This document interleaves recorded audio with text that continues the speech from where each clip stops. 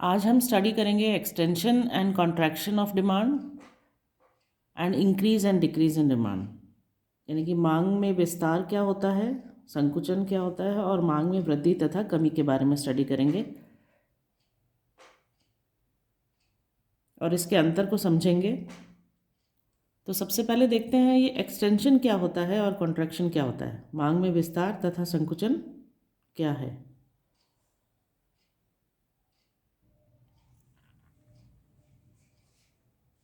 Law of demand में मैंने आपको अजम्पशंस के बारे में बताया था।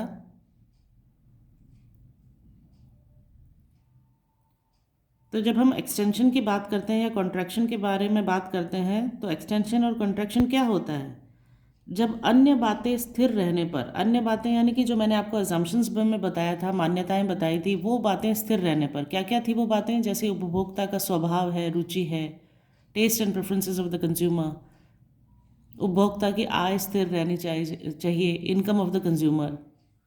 ये जो सारे मैंने आपको बहुत सारे अन्य बातें बताई थी, जो अजम्पशंस बताए थे, वो सारे स्थिर रहने पर, आप लास्ट वीडियो में उसको देखिएगा, मैंने डिटेल में एक्सप्लेन किया है। तो वो जब अन्य बातें स्थिर रहती है, उनके स्थिर रहने पर केवल वस्तु के मूल्य में परिवर्तन के कारण, यानी कि किसी प्रोडक्ट के जब प्राइस में चेंज हो रहा है उसके कारण वस्तु की मांगी गई मात्रा में परिवर्तन होते हैं। यानी कि प्राइस में चेंजेस के कारण अगर क्वांटिटी डिमांडेड में चेंज होते हैं, डिमांड में चेंज होता है, तो इन चेंजेस को या तो हम मांग का विस्तार कहते हैं या मांग का संकुचन कहते हैं। when other things remaining the same, quantity demanded of a commodity varies या changes with changes in the price only, then these variations are known as extension and contraction of demand. देखिए क्या होता है कि जब क्वांटिटी डिमांडेड बढ़ जाती है, when the quantity demanded rises, क्यों? Due to fall in the price of a commodity, यानी कि अगर कमोडिटी की प्राइस कम हुई है, किसी वस्तु की कीमत कम हुई है, तो उसकी अगर मांग बढ़ जाती है तो उसको हम कहते हैं एक्सटेंशन, मांग में विस्तार, एक्सटेंशन ऑफ डिमांड। और इसका ऑपोजिट क्या है? On the contrary, when the quantity demanded falls, यानी कि डिमांड अगर कम हो जाती है, क्यों? Due to rise in price, price बढ़ गया है और डिमांड कम हो गई, तो उसको हम कहते हैं मांग में संकुचन, यानी कि कॉन्ट्रैक्शन ऑफ डिमांड। तो इसका मतलब क्या है? एक्सटेंशन एंड कॉन्ट्रैक्शन में क्या होता है? एक्सटेंशन एंड कॉन्ट्रैक्शन में quantity demanded changes with changes in price only.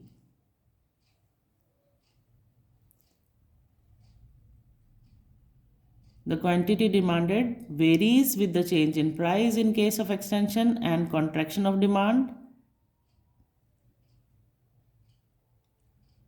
और इसमें क्या होता है, इसको हम एक कर्व से समझ सकते हैं और एग्जाम्पल से समझ सकते हैं। देखिए,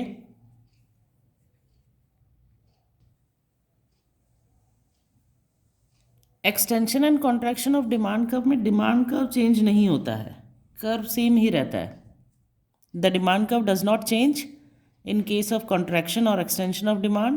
A consumer moves up and down along the same demand curve.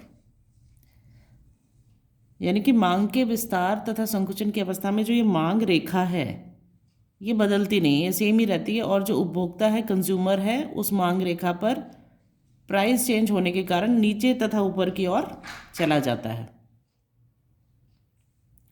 देखिए इस डायग्राम में, फिगर में, ओ एक्स एक्सेस पे हमने वस्तु की मात्रा को शो किया है, क्वांटिटी को शो किया है। ओ वाई एक्सेस पे वस्तु के मूल्य को, यानी कि प्राइस को शो किया गया है।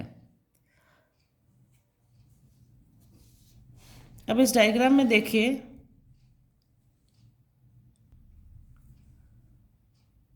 जो कंज्यूमर है वो ओपी प्राइस पर, ओपी प्राइस पर उसका डिमांड कर्व क्या है? डीडी है। और इस डीडी लाइन पर, डीडी कर्व पर हम कह सकते हैं एम पॉइंट पर है वो। और एम पॉइंट पर वो कितना डिमांड कर रहा है? O Q quantity. तो कंज्यूमर की जो इनिशियल प्राइस है वो है ओ पी और क्वांटिटी डिमांडेड है ओ क्यू, और डिमांड कर्व पर वो किस पॉइंट पर है? एम पॉइंट पर है। अब देखते हैं कि अगर वस्तु की प्राइस कम हो जाती है, इफ़ द प्राइस फॉल्स, पहले प्राइस ओपी है, अगर प्राइस फॉल करके कहाँ चली गई है, OP1, तो कंज्यूमर क्या करता है, consumer moves to the point M1। पहले वो M पे था, अब मूव करके कहाँ आ गया है कंज्यूमर, M1 पॉइंट पर आ गया है on the same demand curve same ही है। और डिमांड कितनी कर रहा है,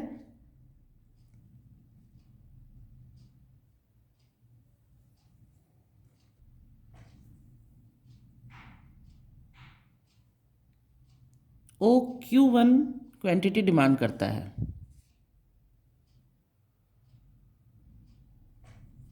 तो वो कहाँ पहुँचता है, देखिए डिमांड कर्व पे M पॉइंट से M1 बिंदु पर आ जाता है। और डिमांड कितनी कर रहा है, पहले OQ कर रहा था, मांग कितनी हो गई अब उसकी, OQ1 हो गई। इसे कहते हैं हम मांग का विस्तार या एक्सटेंशन इन डिमांड। इसको एक बार फिर से समझ लीजिए। देखिए इनिशियली उसकी कंज्यूमर की प्राइस कितनी है, OP, क्वांटिटी डिमांड है उसकी OQ, और डिमांड कर्व पे M पॉइंट पर है वो। अब अगर प्राइस फॉल हो जाती है, OP1 हो जाती है, तो वो क्या होता है, उसका शिफ्ट हो जाता है उसका पॉइंट M से M1 पर, और डिमांड उसकी बढ़ जाती है OQ से OQ1 पर। डिमांड कर्व उसी सेम डिमांड कर्व पर वो रहता है। इसे हम कहते हैं एक्सटेंशन ऑफ डिमांड या मांग का विस्तार। अब इसका कॉन्ट्ररी देखते हैं, इसका ऑपोजिट। यदि वस्तु का मूल्य यानी प्राइस है वो बढ़ जाता है, OP से OP2 हो जाता है, तो डिमांड कर्व पर कंज्यूमर कहाँ पर है, कंज्यूमर आ जाता है M2 पॉइंट पर। पहले M था, M से M2 पर आ जाता है, और उसकी जो डिमांड है, वस्तु की जो मांग है, वो कितनी मांग करेगा, OQ2 क्वांटिटी की। इसे हम कहते हैं संकुचन। पहले OQ डिमांड कर रहा था, अब वो OQ2 कर रहा है, तो ये है मांग का संकुचन, कॉन्ट्रैक्शन ऑफ डिमांड। तो अन्य बातें स्थिर रहने पर केवल वस्तु के मूल्य में परिवर्तन के कारण वस्तु की मांगी गई मात्रा में अगर परिवर्तन होता है, तो इन परिवर्तनों को मांग में विस्तार तथा संकुचन के नाम से जाना जाता है। अगर वस्तु के मूल्य पर कमी होती है, तो कमी होने पर उसकी मांगी गई मात्रा में वृद्धि होती है, तो इसे हम कहते हैं मांग का विस्तार। और इसके विपरीत, अगर वस्तु के मूल्य में वृद्धि होने पर उसकी मांगी गई मात्रा में कमी होती है, तो उसे हम कहते हैं संकुचन। एक्सटेंशन और कॉन्ट्रैक्शन में डिमांड कर्व एक ही रहता है, सेम डिमांड कर्व पर कंज्यूमर होता है। उपभोक्ता उसी मांग रेखा पर मूल्य परिवर्तन के कारण यानी कि प्राइस चेंजेस के कारण नीचे और ऊपर की ओर चला जाता है। तो ये था extension and contraction of demand. अब नेक्स्ट हम देखते हैं increase and decrease in demand, यानी कि मांग में वृद्धि और कमी। Increase and decrease in demand कब होता है, जब किसी वस्तु के मूल्य स्थिर रहने पर यानी कि प्राइस में कोई चेंज नहीं हो रहा है, अन्य तत्वों में परिवर्तन होने के कारण, मतलब when the demand for a commodity changes with changes in other elements and price remains constant, then it is known as increase and decrease in demand. यानी कि प्राइस चेंज नहीं हो रहा है, लेकिन जो अन्य तत्व है, अन्य तत्वों में, एलिमेंट्स में अगर परिवर्तन के कारण डिमांड में चेंज होता है, तो हम उसे मांग में वृद्धि तथा मांग में कमी के नाम से जानते हैं।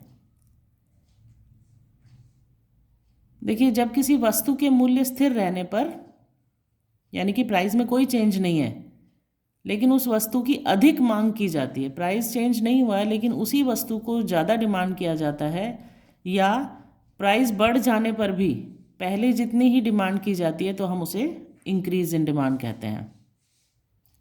और इंक्रीज इन डिमांड के कारण क्या होता है, जो डिमांड कर्व है वो चेंज हो जाता है, राइट साइड में दाईं की ओर खिसक जाता है। इसको हम एक फिगर से समझेंगे। देखिए, OX एक्सेस पर वस्तु की मात्रा शो की गई है, OY एक्सेस पर वस्तु का मूल्य दिखाया गया है, DD इनिशियल डिमांड कर्व है, प्रारंभिक मांग वक्र है, तथा उपभोक्ता जो है यहाँ पर कंज्यूमर OP प्राइस पर वस्तु की OQ मात्रा का मांगता है, डिमांड करता है। अब और किसी कारण से, यानी कि अगर उसका टेस्ट में चेंज हो गया, प्रेफरेंस या फैशन में चेंज हो गया, इन सारे एलिमेंट्स के कारण अगर वह ओपी प्राइस पर अधिक मात्रा लेता है, कितनी लेता है, OQ1, यानी कि प्राइस में कोई चेंज नहीं हुआ है, पहले भी प्राइस ओपी थी, अभी भी अगर प्राइस ओपी है, लेकिन अगर उसकी आय, रुचि, स्वभाव, फैशन एक्सेट्रा किसी में भी अगर कोई चेंजेस आए हैं और उन चेंजेस की वजह से उसकी डिमांड OQ से OQ1 हो जाती है, तो ऐसी स्थिति में उपभोक्ता का जो डिमांड कर्व है वो क्या है, ऊपर की ओर खसक जाता है और चेंज होके क्या बन जाएगा, D1 D1।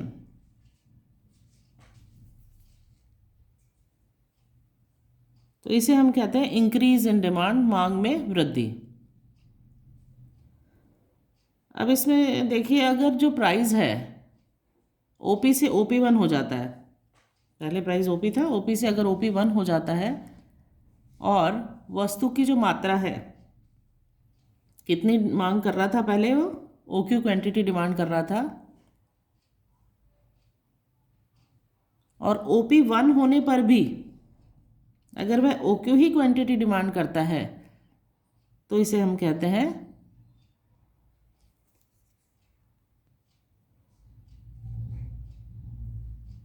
मांग में वृद्धि, यानी कि इंक्रीज इन डिमांड। तथा इस स्थिति में भी उपभोक्ता जो है, कंज्यूमर जो है, मांग रेखा यानी कि डिमांड लाइन कर्व जो ये है हमारा DD, इससे हटकर कहाँ चला गया, वो D1 D1 पर।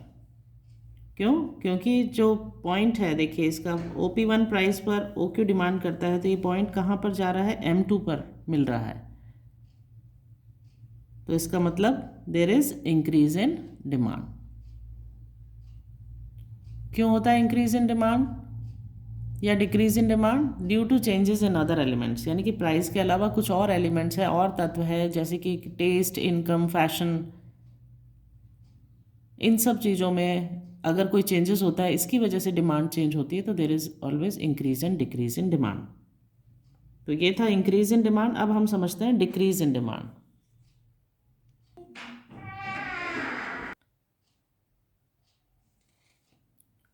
इस फिगर में देखिए, OX एक्सेस पर वस्तु की मात्रा शो की गई है, OY एक्सेस पर वस्तु का मूल्य शो किया गया है। ये हम डिक्रीज इन डिमांड स्टडी कर रहे हैं इसमें। इस फिगर में इनिशियल डिमांड कर्व है DD,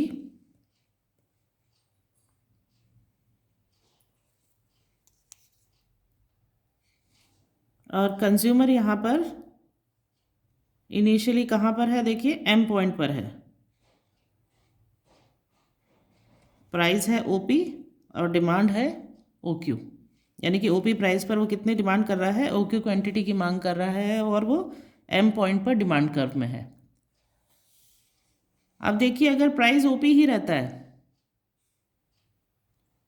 और इस प्राइस पर उपभोक्ता जो कंज्यूमर है वस्तु की OQ1 क्वांटिटी मांगने लगता है, पहले OP प्राइस पर वो OQ क्वांटिटी डिमांड कर रहा था, अब अगर वो OQ1 क्वांटिटी मांगने लगता है, तो जो कंज्यूमर की डिमांड कर्व है उसका डिमांड कर्व चेंज होके क्या हो जाता है, D1 D1 हो जाता है, और कंज्यूमर मांग रेखा के इस डिमांड कर्व पर किस पॉइंट पर आ जाता है, M1 पॉइंट पर आ जाता है।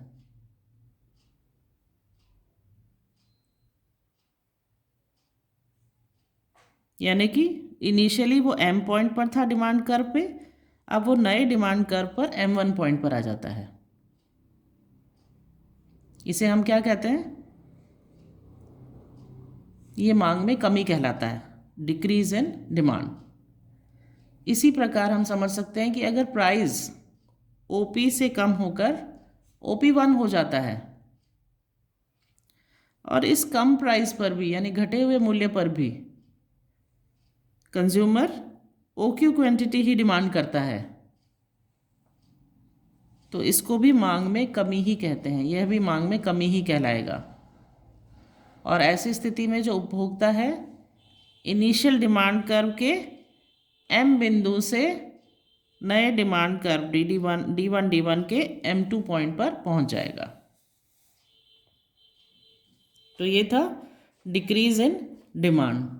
इसको शॉर्ट में हम कैसे समझ सकते हैं, देखिए, मांग में विस्तार वस्तु के मूल्यों में कमी के कारण होता है, और मांग में संकुचन वस्तु के मूल्यों में वृद्धि के कारण होता है, यानी कि एक्सटेंशन ऑफ डिमांड क्यों होता है? Due to decrease in price, और कॉन्ट्रैक्शन क्यों होता है? Due to increase in price. और जबकि मांग में वृद्धि का क्या होता है? मांग में वृद्धि अथवा मांग में कमी मूल्य परिवर्तनों के अतिरिक्त अन्य कारणों से होती है, यानी इंक्रीज एंड डिक्रीज जो होता है वो प्राइस चेंजेस की वजह से नहीं होता, but it is due to the other elements.